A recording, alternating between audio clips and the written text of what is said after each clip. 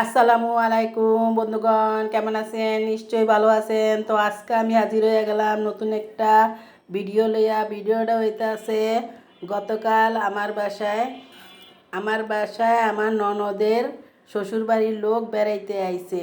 সেই জন্য কি অনেক রান্নাবান্নার আয়োজন করছি। এই তো গরুর গোশ রান্না করছি, আর এইখানে ডিমগুলা বাইজা লইতাছি। ডিম দিয়ে এখন কুরমা কইরা লুম। আর এইখানে আলু কাইটা রাখছি, গরুর মাংসে দিয়া দিমু। আর এই জায়গায় পোলা চালগুলা ধুইয়া জড়াইয়া রাখছি। দেখতেই তো পাইতাছেন, বাসায় মেহমান আইলে সেই আনন্দ লাগে, সেই ভালো লাগে। তো ভাবলাম যে এতদিন পর আমার বড় ননদের শ্বশুরবাড়ির লোক আইতাছে, তো একটু ভালো মন্দ রাইন্দা খাওয়াই। এই তো এইখানে মুরগি কাইটটা ধুইয়া রাখছি, আর এইখানে সব মশলাপাতি রাইখা দিছি।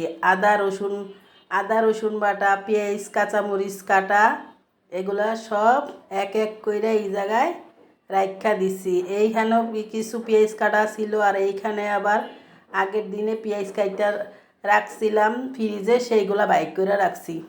আর এই তো এখন আবার ডিমগুলা কুরমা কইরা লইতাছি। আগে ডিমগুলি ভাইজা নিয়ে এখন ডিম সাদা কুরমা করতাছি, দেখতেই তো পাইতাছেন। সেই দিন অনেক কিছু আবার নাস্তাতেও দেওয়া হয়েছে।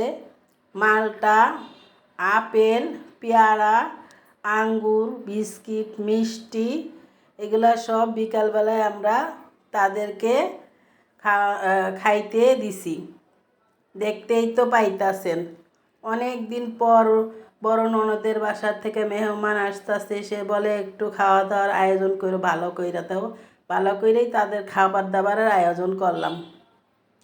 এই তো আমার মেয়ে আমি আবার টেবিলটারে সুন্দর কইরা গুছাইয়া টুছাইয়া দিলাম।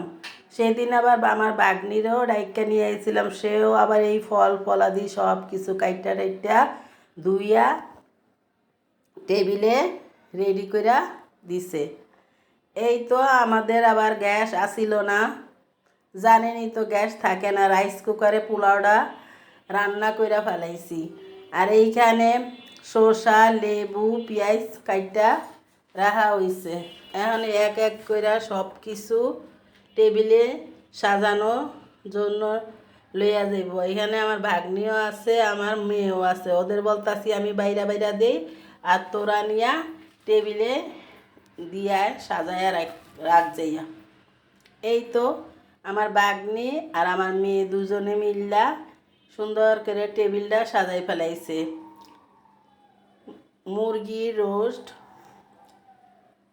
ডিমের কুরমা, পোলাও, শসা, গরুর রেজালা, এগুলো সব কিছুই রান্না হইতাছে। যদি ভিডিওটা ভালো লাগিয়া থাকে তাইলে অবশ্যই একটা ছোট করে লাইক দিয়া দেখা শুরু করবেন। আল্লাহ হাফেজ।